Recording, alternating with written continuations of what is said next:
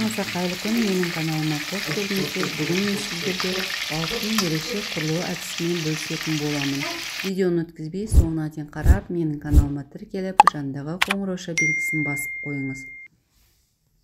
Ең алдымен балықтарымызды тазалап, тұздап дайындап аламыз. Осы балығымызды қору үшін бір жұмыртқаны жарып салып, татымына қарай тұз салып, азғантай тұз салып,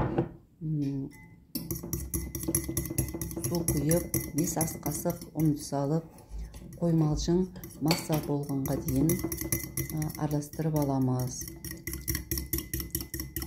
Сонымен қатар менің каналыма тіркеліп, өз қолдауларыңызды білдіріп кетіңіздер. Видеом ұнаса, видеоның астына комментарий жазып, достарыңызбен бөлісіп қойыңыз. Осылай ұнымызды 5 ас қасық салып, шаншқының көмегімен жақсылап араластырамыз.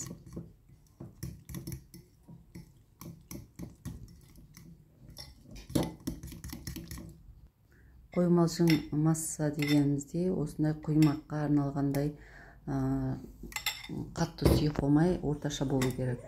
Енді балығымызды осы массаға салып, екі бетін қызарғанша пісіріп аламыз. Майымызды қатты қыздырмаймыз, орташа отта пісіріп алатын боламыз. Егер де астын қатты қойып пісіретін болсаңыз, ортасы балығыңыздың сырттары пісіп, ортасы піспей қалады.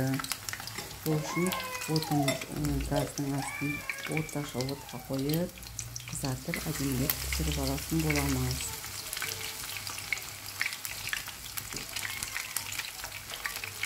Тура осы әдіспен жасайтын болсаңыз, балығыңыз керемет, дәмді, сырты қытырлақ, іші жұмсақ, дәмді балық болып шығады.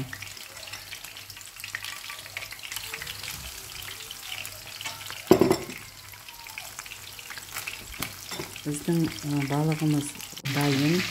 Тура осы әдіспен жасап көріңіз.